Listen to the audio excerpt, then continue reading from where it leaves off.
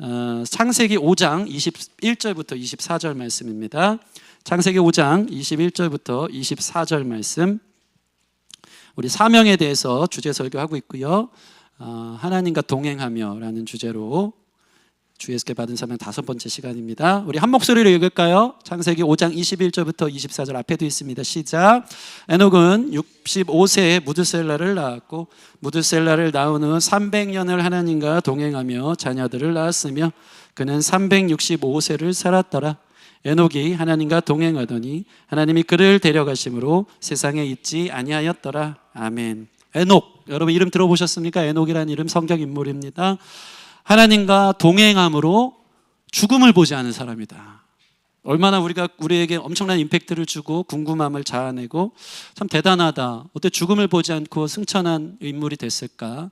성경에 죽음을 보지 않은 인물이 3인물이 있습니다. 예수님, 엘리야, 그리고 그 한 사람이 오늘 주제인 에녹입니다. 오늘 본문을 보면요, 그가 죽음을 보지 않고 살아갈 수 있었던 이유가 이 짧은 본문에 두 번이나 나옵니다. 그게 뭐죠? 하나님과 동행하며 하나님과 동행하더니. 그러니까 에녹 하면은 딱 그에게 붙는 호칭은 저 사람 하나님하고 동행하는 사람이야. 하나님이 그와 함께 했어. 그와 늘 옆에 있었어. 하나님과 동행했던 사람. 하나님 생명이시거든요. 생명의 하나님 함께 하니까 죽음이 그의 그림자, 인생의 그림자로 드리울 수 없었죠. 계속 살다가 살은 채로 하나님 나라에 안겨진 참 전무후무한 인물이 되는 것입니다. 동행이 뭘까요? 동행. 함께 걷는 것 아니겠습니까? 그럼 여러분 어떻게 해야 함께 걸을까요? 에녹이 어떻게 하면 하나님과 동행했을까요? 마음이 맞아야 함께 걷더라고요. 부부가 같은 공간에 같은 몸을 갖고 산다고 해서 동행하는 게 아닙니다. 같은 공간에 있어도 다른 생각, 다른 마음 갖고 있으면 동행이 아니죠. 오늘날 많은 가정 안에서 같은 공간에 있지만 딴 생각 품고 있고 다른 뜻 품고 있고 마음이 딴 데가 있다면 하나는 동행하는 거 아닙니다. 우리 예배도 이 자리에 있는데 여러분의 속을 제가 꿰뚫는 은사가 있진 않습니다. 저는 있으면 큰일 나죠. 갑자기 두렵죠. 여러분 마음이 딴 데가 있는지. 근데 하나님은 아세요? 모르세요? 아신다는 거죠. 몸은 여기 와 있어서 나 하나님 예배해요. 나 하나님과 하나예요. 그렇지 않습니다. 우리 마음이 하나님과 함께 할 때, 이 시간 우리의 마음이 주님 앞에 있을 때 하나님 너 나랑 동행하는구나 얘기한다는 것이죠. 아모스 3장 3절 두 사람이 뜻이 같지 않은데 어찌 동행하겠으며. 그러니까 에녹은요 하나님과 뜻이 같았기 때문에 동행했다는 것입니다. 그래서 사실 이 히브리어로 동행이라는 것이 할라크인데 그 뜻 자체가 따르다라는 거예요. 하나님의 뜻을 따랐다는 것입니다. 다시 풀면요 에녹의 모든 삶은요 자기 뜻을 하나님께 예속시켜 뒤를 따라갔다는 거예요. 그래서 하나님과 동행할 수 있었던 것입니다. 에녹에게도요 인격이 있고 자기 생각이 있고 자기 뜻이 있었을 거예요. 근데 이것을 늘 예속시켜 하나님께 속하도록 하나님 뜻에 맞추도록 했기 때문에 그는 주님과 동행하는 사람이 될 수 있었던 것입니다. 여러분 기도는 뭘까요? 주여 주여 해주세요, 도와주세요. 이것은 사실 아주 미숙한 기도입니다. 내 뜻을 하나님께 관철시키는 거잖아요. 하나님 이 문제 해결해 주시고, 물론 하나님은요 그 문제로부터 기도를 시작하셔서 마침내 당신의 뜻을 이루시는 줄 믿습니다. 그렇기 때문에 기도의 문을 여는 것 또한 중요하지만 진정한 기도는요 내 뜻을 하나님께 아뢰는 게 아니고요 주의 뜻을 듣는 거예요. 주의 뜻을 깨닫기 원합니다. 그 뜻에 자기 뜻을 굽히는 게 기도예요. 이런 깊은 기도로 나아가는 에녹과 같은 저와 여러분 되어지기를 원합니다. 그래서 에녹은 하나님의 뜻을 따랐기 때문에 그는 사명자였어요. 하나님이 이런 목적을 갖고 이런 뜻과 계획이 있어서 내가 너를 쓰기 원한다? 예, 주님 따를게요. 하나님의 명령에 종처럼 귀를 기울이고 순종하면서 따랐기 때문에 그는 사명자였다는 것입니다. 오늘 이 에녹의 삶을 통해 하나님의 뜻을 따라 주님과 동행하는 사명자의 모습은 어때야 하는지, 어떻게 하나님의 뜻을 따르며 순종할 수 있는지 함께 나눠보는 귀한 시간 되기를 원합니다. 오늘 본문 보면요 에녹이 하나님과 동행하게 된 결정적 사건이 등장하고 있습니다. 여러분 국어를 잘 하시는 분 오늘 본문 보면 그 결정적 사건의 인물이 등장합니다. 그게 누구죠? 한번 보세요. 자, 21절 22절 같이 한번 읽어보겠습니다. 21, 22 시작. 에녹은 65세에 무두셀라를 낳았고 무두셀라를 낳은 후에 300년을 하나님과 동행하며 자녀들을 낳았으며. 자, 에녹이 평범한 삶을 살았어요. 언제까지? 65세. 65세에 아들을 낳습니다. 그 이름이 뭐라고요? 무두셀라. 22절 보면 정확하게 이 표현이 있죠. 다른 본문에 다른 사람은 낳고 살고 죽었다인데 이 본문에 이 문구를 삽입해 놓은 거예요. 22절 보면 무두셀라를 낳은 해 300년을 어떻게 해요? 하나님과 동행하며 자녀를 낳았다. 자, 어떤 걸 알 수 있습니까? 무두셀라를 낳은 그 해에 에녹에게 엄청난 사건이 있었던 거예요. 65세 이전까지는 자기 뜻대로 살았겠죠. 이 땅에서 무엇을 먹을까? 무엇을 마실까? 무엇을 입을까? 내 삶에 어떻게 커리어를 쌓을까? 어떤 사람과 결혼하고 어떤 사업을 하고 나의 노후를 어떻게 준비할까? 자기 뜻대로 살았을 거란 말이죠. 근데 무두셀라를 낳고 아이를 낳으면 원래 철들기도 합니다. 아이 낳고 이제 철이 들었는지 그때부터 무두셀라를 낳은 후에 하나님과 동행하기 시작했다는 거예요. 내 뜻, 이 땅에서의 내가 계획한 뜻대로 사는 게 아니고 하나님의 뜻을 그가 깨달았어요. 하나님의 뜻을 알았어요. 무두셀라의 이름에 그 의미가 있다는 것이죠. 그 해에 하나님이 특별한 메시지를 에녹에게 준 것입니다. 여러분, 그 특별한 메시지가 무엇인지 이 무두셀라라는 이름 뜻을 통해서 우리가 파악했으면 좋겠는데요. 히브리 사람들의 삶의 내용은 그 이름 뜻에 잘 나타나 있거든요. 무두셀라라는 그 뜻은요, 메투세라흐 해서 창을 던진다는 뜻이에요. 창을 던진다. 다시 말해서 이걸 의역하면 그가 죽을 때 창을 던져 심판이 온다. 그가 죽을 때 이 땅에 종말이 온다라는 뜻입니다. 자, 에녹이 65세 때까지는 막 살다가 하나님의 특별한 계시가 65세 때 임한 거예요. 이 땅에 종말이 올 거다. 이 땅이 끝나는 날이 온다. 너의 인생의 개인적 죽음의 날이 온다. 하나님의 심판대 앞에 서는 날이 온다. 에녹은요, 그 전까지는요, 이 땅의 삶의 전부인 줄 알고 노후만 준비하며 살았는데 하나님이 특별한 계시로 그에게 말씀해 주셨을 때 그가 주님을 만나고 사후가 있구나. 주님 앞에 서는 날이 있구나. 내가 너를 아무 이유 없이 만들지 않았는데 너 이 땅에서 뭐하고 살다 왔니? 얘기할 때 그 앞에 하나님 계수하면서 주님, 내가 주님의 영광에, 주님의 부르심에, 주님의 뜻을 따라, 주님이 만든 목적 따라 살았습니다 하면서 계수하고 검증하는 날이 온다는 것을 에녹이 깨달은 거예요. 그리고 나서 그 해에 낳은 아이 이름을 무두셀라로 지은 것입니다. 창을 던지는 자. 우리 인생에 심판이 온다. 종말이 온다. 엄청나게 섬뜩한 이름을 지을 만큼 그의 삶의 큰 계기가 65세에 있었던 것을 보게 됩니다. 실로 그 뒤에 에녹은요, 완전 그의 삶이 달라집니다. 자기의 삶이 이 땅이 전부인 줄 알고 살다가 사명자가 되더니요, 주님 앞에 섰을 때 제가 사명 완수하고 왔습니다라는 이야기를 잘 전달하고 하나님 앞에 온전히 서기 위해서 주님의 뜻을 따르는 하나님과 동행하는 인생이 되면서 어떤 사명을 수행했는지 성경을 여기저기 찾아보면 잘 나오거든요. 유다서 1장 14, 15절 보면 에녹이 그 뒤에 어떤 일을 했는지 나옵니다. 한번 볼까요? 유다서 1장 14, 15절. 사실 이렇게 띄워주는 게 참 좋지만 제가 보면 우리 성도님들의 이 말씀 찾는 실력을 다 이렇게 약화시키는 것 같아요. 유다서 어디 있는지 솔직히 모르는 사람 발가락 들어보세요. 유다서 처음 듣는 분들 계세요. 요한계시록 앞에 있습니다. 유다서 1장 14, 15절 여러분 성경 있으면 한번 찾아보시고 같이 한번 읽겠습니다. 1장 14, 15절 시작. 아담의 칠대손 에녹이 이 사람들에 대하여도 예언하여 이르되 보라 주께서 그 수만의 거룩한 자와 함께 임하셨나니 이는 무사람을 심판하사 모든 경건하지 않은 자가 경건하지 않게 행한 모든 경건하지 않은 일과 또 경건하지 않은 죄인들이 주를 거슬러 한 모든 완악한 말로 말미암아 그들을 정죄하려 하심이라 하였노니라. 자, 아마 무두셀라를 낳는 해에 에녹이 이 말씀을 사명자로서 주신 말씀으로 받은 것 같아요. 아담의 칠대손 에녹이요, 그때부터 완전히 삶이 달라져서 사람들에 대해서 예언자가 됩니다. 그 예언은 무엇이면 자기가 받은 말씀이에요. 말씀 띄워주세요. 15절 보시면, 유다서 1장 15절 보시면 이런 일이 있겠다는 것을 그가 들은 거예요. 14, 15절 보면 수만의 거룩한 자와 함께 임하셔. 누군가 임해요. 근데 거룩한 성도들과 함께, 혹은 다른 번역을 보면 거룩한 천사들과 함께 마지막 날 오신다, 누군가가. 근데 그분은 어떤 분이냐? 그분은 심판주인데 15절 보면 무사람을 심판하는데 어떤 사람 심판하냐면 경건하지 않은 사람. 그래서 경건하지 않은 일을 하는 사람, 경건하지 않은 죄인들을 향해 또는 하나님을 향해 완악한 말로 거역하는 사람들을 뭐하러 오신다고요? 정죄하러. 그들의 종말의 때에 그들을 심판하러 오시는 때가 있다라는 것을 그가 말씀으로 듣고 인생의 모든 것을 계수하고 심판하는 종말의 때가 오는구나 하면서 무두셀라라고 그 이름을 지었다는 것입니다. 여러분, 에녹은 그때부터 삶이 변한 거예요. 여러분, 우리 삶이 변하려면 우리 인생의 종말이 오고 있다는 것을, 심판이 있다라는 것을 성령 안에서 깨달아야 되는 줄 믿습니다. 창을 던지는 자가 옵니다. 60년, 70년 사는 게 긴 것 같죠? 금방입니다. 금방입니다. 영원한 삶에 비하면 60년, 70년은 점에도 불과한. 근데 이 땅에 이게 전부인 줄 알고 여기서 아둥바둥 사는 게 아니라 하나님을 제대로 만난 사람은요, 하나님 앞에 영원토록 서게 될 그날이 온다라는 것을 기억하고, 하나님이 거기에 창을 던지고 심판하시고 정죄하는 날이 온다. 그 앞에 두렵고 떨림으로 서는, 그것을 우리 삶 깊은 곳에 와닿는 사람이 인생이 달라지기 시작한다는 것입니다. 한번 생각해 볼까요?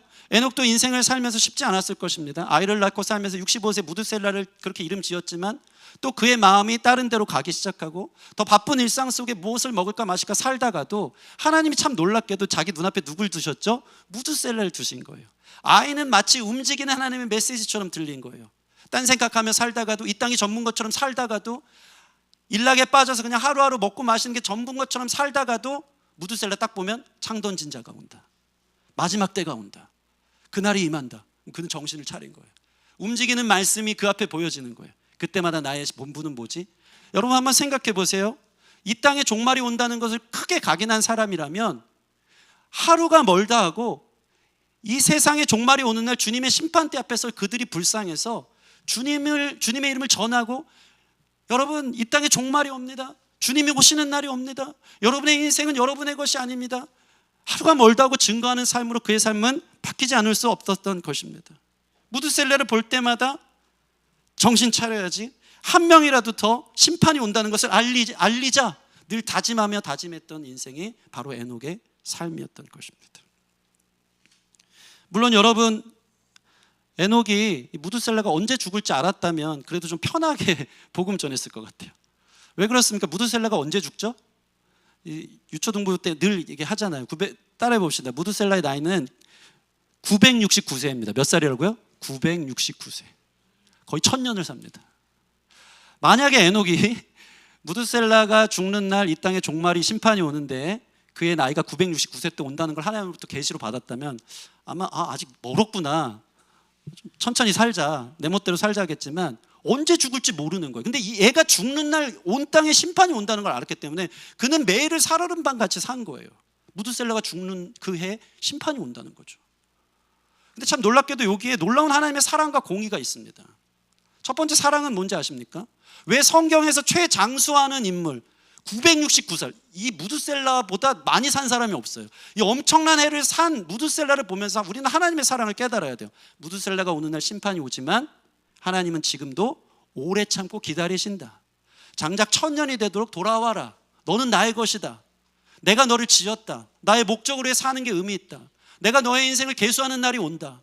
그냥 살지 말아라. 또 메시지를 주고 또 들려주기 위해서 기다리고 오래 참은 하나님의 사랑이 969세를 산 무드셀라. 예.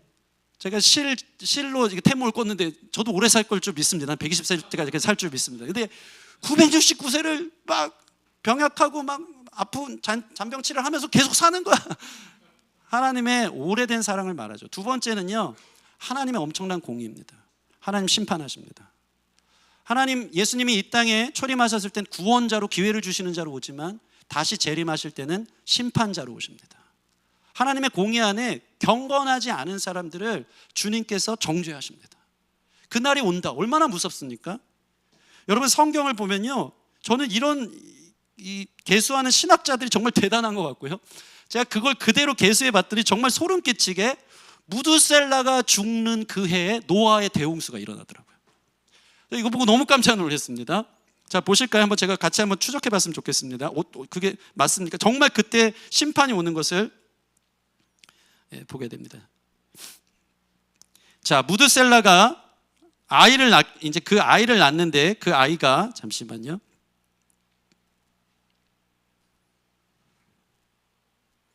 제가 원고를 안 보고 하다가 나이를 지금 까먹었어.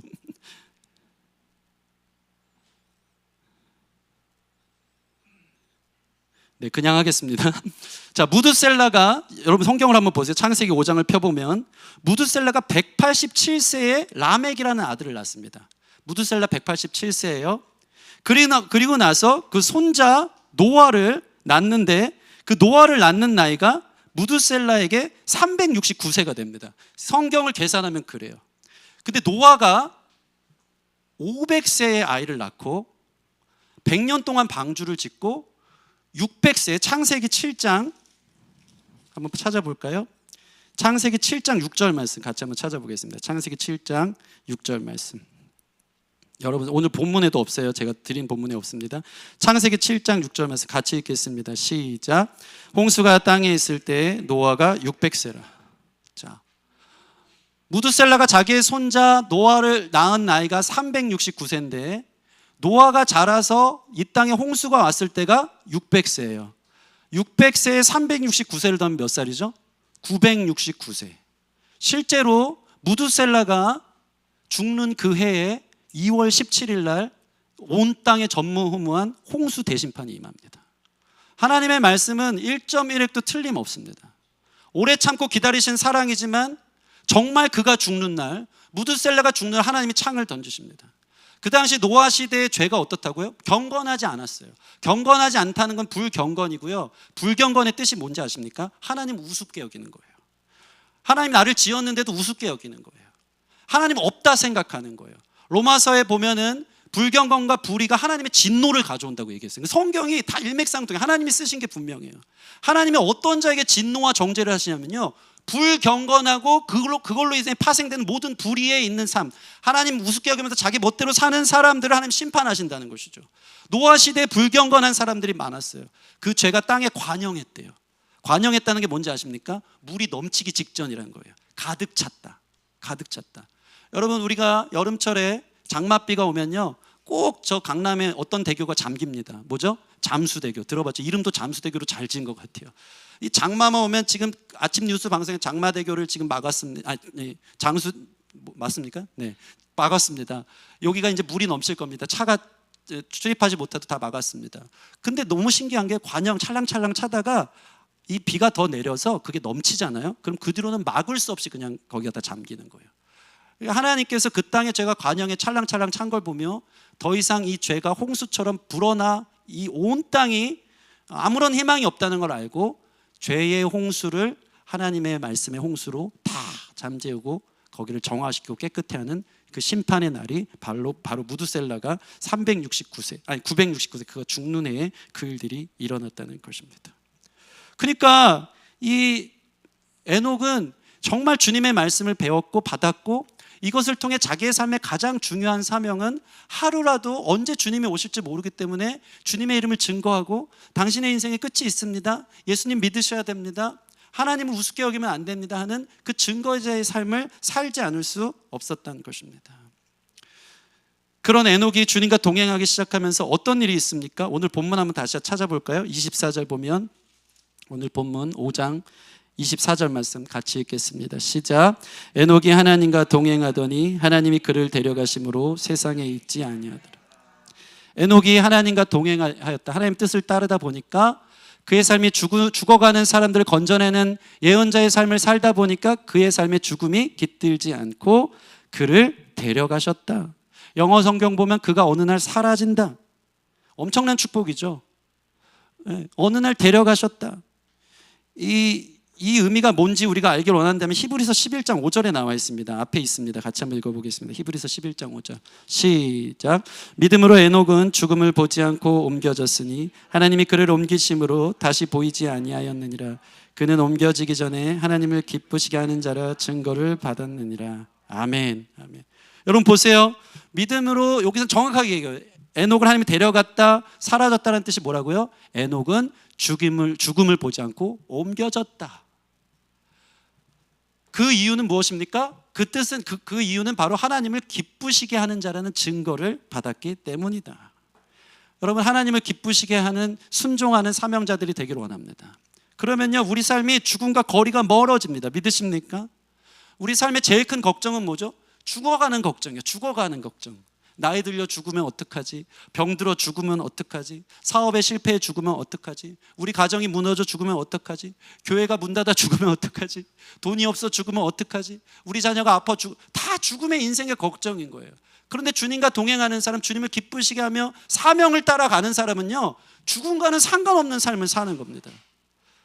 물론 우리 중에 이 말씀이 그대로 이 상징적으로 하나님이 데려가셨다는 것처럼 내가 주님과 함께 동행하며 살면 하나님의 놀라운 축복받아서 어느 날 갑자기 사라지고 승천하는 역사가 있길 바랍니다. 다음 주에 막 제가 없고, 토요일날 갑자기 사라졌다고, 막 휴거됐다고, 밥 먹다가 목사님 없어졌다고, 그런 은혜가 있기를 바랍니다. 상징적인 의미인데 사실은요, 하나님 잘 믿잖아요. 하나님 뜻을 따르잖아요.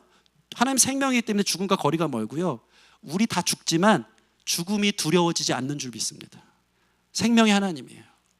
죽음의 길이 낯설지만 안방에서 작은 방으로 옮겨가는 공간의 이동일 뿐 그 안에 어떠한 죽음의 공포와 두려움도 우리를 자리 잡을 수 없다. 어떤 사람은요, 하나님을 기쁘시게 하는 사람, 하나님과 동행하는 사람, 하나님의 뜻을 따라 사는 사람.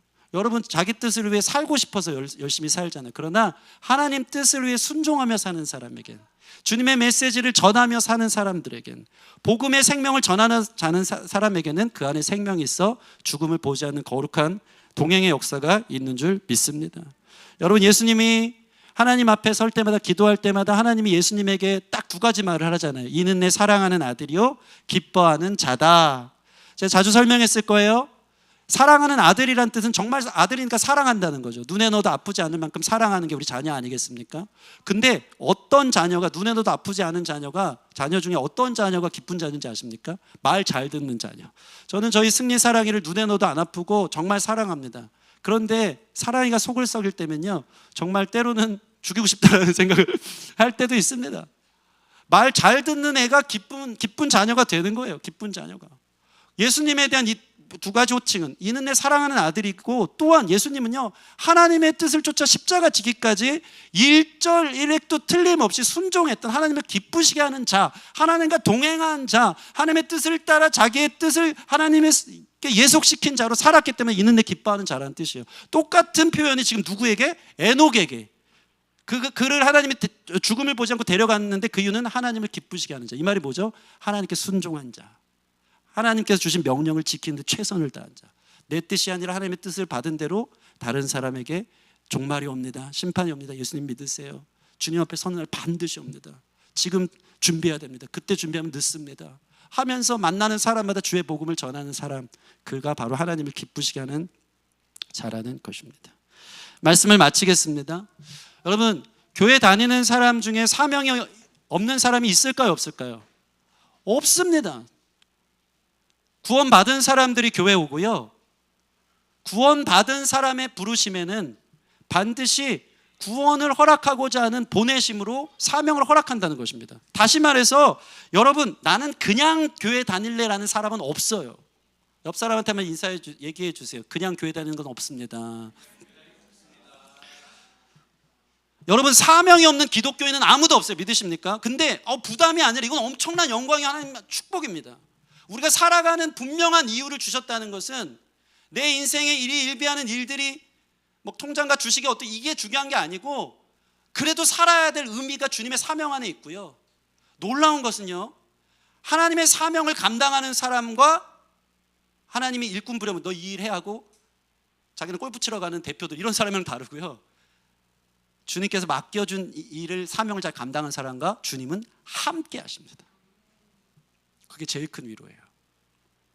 뭐 보여지는 조건, 상황 이런 게 없어도 주님이 함께 하십니다. 그게 우리에게 가장 큰 삶의 이유와 의미가 되는 줄 믿습니다. 우리 마태복음 유명한 말씀인데 이 구절만 읽고 말씀 마치겠습니다. 예배팀 나와주시고, 마태복음 28장 19, 20절 같이 읽겠습니다.